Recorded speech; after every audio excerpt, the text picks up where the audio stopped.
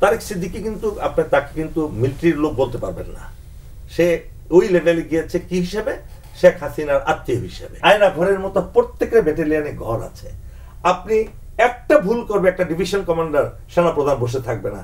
বাংলাদেশের সামরিক বাহিনীর যোগ্যকে এটা বোঝার মতো সেই সক্ষমতা যখন তৈরি হবে তখন এটা সম্ভব। সামরিক বাহিনী একটা অত্যন্ত ডিসিপ্লিন ফোর্স। এখানে অপরাধ করে পার পাওয়া একেবারেই কঠিন। কেন কঠিন? এটার মেকানিজমটা যদি একটু সংক্ষেপে বলি, ব্যাটালিয়ন আছে, কোম্পানি থেকে শুরু হয়, প্লেটুন, সেকশন থেকে শুরু হয়। সেকশনে 11 জন লোক থাকে, 11 জনের জন্য একটা কমান্ডার আছে। সেখানে একটা ভুল ধরা পড়বে প্লাটুন কমান্ডারের কাছে। প্লাটুন কমান্ডার যদি ভুল করে কোম্পানি কমান্ডারের কাছে ধরা পড়বে। কেউ এই আইনের বাইরে নয়। সাথে সাথে সন্দেহ হলো কোয়ার্টার গার্ডে ঢোকাও, যেটাকে আয়না ঘর বলেন আপনারা আর কি। সেই আয়না ঘরের মতো প্রত্যেকের ব্যাটালিয়নে ঘর আছে। আপনি একটা ভুল করবে, একটা ডিভিশন কমান্ডার সেনাপ্রধান বসে থাকবে না, তাকে এখানে ইমিডিয়েটলি অ্যাটাচ করো। এরকম অনেক ঘটনা ঘটেছে সেনাবাহিনীতে। আপনারা জানেন 11 ডিভির জিওসিকে অ্যাটাচ করা হয়েছিল এই 20th। ভাই আমি একটু প্রশ্ন করতে চাই, যেমন সেনাবাহিনীর সাম্প্রতিক সময়ে একটা জায়গায় খুব অভিযোগ আছে, সেটা হলো তাদেরকে যখন র্যাবে আনা হয়েছে, এখানে যে প্রচুর মানবাধিকার লঙ্ঘন, এই গুম, এক্সট্রা জুডিশিয়াল কিলিং এর সাথে তাদেরকে সিরিয়াসলি পুরো র্যাব জড়িত এবং এর মধ্যে তারাও জড়িত। তো সামরিক বাহিনী তাদের বিরুদ্ধে কি ব্যবস্থা নিয়েছে? ওরা তো ফিরে যান এক সময়, ওনারা সবসময় বাহিনীতে ফিরে যান। জি, এই যে তারেক সিদ্দিকী কিন্তু আপনার তাকে কিন্তু মিলিটারির লোক বলতে পারবেন না। সে ওই লেভেলে গিয়েছে কি হিসেবে? শেখ হাসিনার আত্মীয় হিসেবে, তাই নয় কি?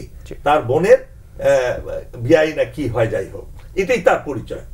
সেখানে গিয়ে আমি আজকে এগুলো তদন্ত হচ্ছে, কিন্তু আপনারা মনে করবেন যে তদন্ত হচ্ছে না, আরবির অনেক কিছু প্রকাশ করা হয় না।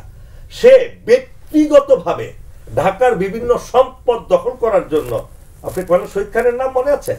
Colonel Shahid Khan, he was employed, he was dismissed from the service, you know. সে বিএনপির আমলে এই বিডিআরের দুর্নীতির কারণে, ব্যাপকভাবে দুর্নীতির কারণে তার বিরুদ্ধে 42টা অভিযোগ আনা হয় এবং সেই অভিযোগের কারণে সুষ্ঠু তদন্তের মাধ্যমে তাকে চাকরি থেকে 3 বছরের জেলও দেওয়া হয়ে থাকে এবং তাকে ডিসমিস করা হয়, জেল না দিয়ে ডিসমিস করা হয়, জরিমানা করা হয়। সেই লোকটাকে এই আওয়ামী লীগ, এই কি জানি বলে সিদ্দিকী, তারেক সিদ্দিকী, তাকে ফিরিয়ে এনে তাকে র্যাঙ্ক দেওয়া হয়, চাকরিতে ফিরিয়ে এনে লেফটেন্যান্ট র্যাঙ্ক কর্নেল বানানো হয়, ইউনিফর্ম পরে ছবি তোলানো হয়, তাকে ঢাকা শহরের বিভিন্ন জায়গা দখল করার জন্য সে নিয়োগ করে। ঠিক একইভাবে র্যাবের অনেক অযোগ্য অফিসার যারা মেজর থেকে লেফটেন্যান্ট কর্নেল হওয়ার যোগ্য নয়, লেফটেন্যান্ট কর্নেল থেকে কর্নেল হওয়া তো দূরের কথা, তাদেরকে সে জেনারেল বানিয়েছে।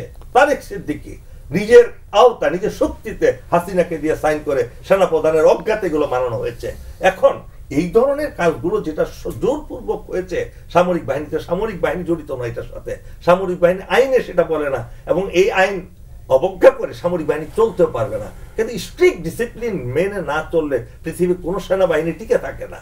তো সুতরাং যে ভুলগুলো হয়েছে সেগুলো আমি শেষ করছি, এই ভুলগুলোকে সংশোধন করার জন্য বর্তমান সেনাপ্রধান কিন্তু উনি অনেক কাজ করছেন, আমি যতটুকু জানি। ভিতরে ভিতরে কাজ করা হচ্ছে, তদন্ত হচ্ছে, তাদের বিরুদ্ধে আপনাকে একটা ছোট্ট প্রশ্ন করি। জি বলেন। আপনি তো সামরিক বাহিনীর কমান্ডিং এর কৌশলটা বললেন যে কিভাবে কে কাকে রিপোর্ট করে, করাপশনের ব্যাপারটা কে কাকে রিপোর্ট করে সামরিক বাহিনী? দেখেন, সামরিক বাহিনীতে করাপশন করাটা খুবই কঠিন। কোন জায়গায় হয় করাপশনটা এটা বলে, ডিজিডিপি ডিফেন্স পারচেজ যেখানে হয় সেখানে এখন বন্ধ হয়ে গেছে। সেটা 15 বছর চলেছিল। 15-16 বছরে পুরো সরাসরি তত্ত্বাবধানে, পলিটিক্যাল তত্ত্বাবধানে এই চুরিগুলো হচ্ছে।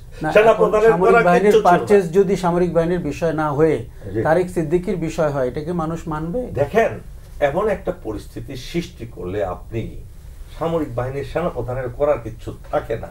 আপনি হ্যাঁ যদি বলেন যে থাকে না, আমি যদি সে জায়গায় হতাম, আমি হাসিনার সামনে গিয়ে দাঁড়ায় যেতাম, আমি তো স্যার বলতাম না। আমি একটা শেষ করি না, আমি বলতাম যে আপনি আমাকে নির্দেশ দিয়েছেন, আমার কমান্ড যদি আপনি ই করেন, চেইন অফ কমান্ড যদি ব্রেক করেন, দেন আই ক্যানট। আরেকটা জিনিস হচ্ছে আমলা ব্যাপারটা শুধুমাত্র বেসামরিক আমলার জন্য প্রযোজ্য এমন না। আমি রাজনীতি বিজ্ঞান পড়েছিলাম তো, যেমন আপনি আর্মিতে ছিলেন, সেরকম হচ্ছে ব্যুরোক্রেসি হচ্ছে ব্যাপারটা, সেটা মিলিটারি ব্যুরোক্রেসিও হতে পারে, সিভিল না মার্শাল না, এটা মার্শাল ছাড়াই হক ভাই আপনি দেশ পরিচালনার সাথে সামরিক পরিচালনার ব্যাপারে ওই ব্যুরোক্রেসি শব্দটি স্বীকৃত শব্দ না, স্বীকৃত শব্দ, বাট এই মুহূর্তে বাংলাদেশে এবং আচ্ছা জাহেদ তো র্যাবের কথা বলছিল, আমি এবার ডিজিএফআই এর কথা বলছিলাম। ডিজিএফআই তো সামরিক বাহিনী, DGFI is not army organisation, এটা সরাসরি প্রধানমন্ত্রী তত্ত্বাবধানের সরকারের প্রধানমন্ত্রী নিয়ন্ত্রণের একটা এনএসআই। তার প্রধান তো একজন আর্মি, হ্যাঁ প্রধান তো আর্মি, হাক আর্মি, সে তো চাকর হয়ে যায় তখন, তার বসের চাকর হয়ে যায়, আর্মি চাকর হয়ে যায় কেন? আচ্ছা আপনি যদি ওষুধ খাওয়ায় দেন, আপনি যত শক্তিশালী হন না, ঘুম এসে যাবে আপনার, বুঝছেন?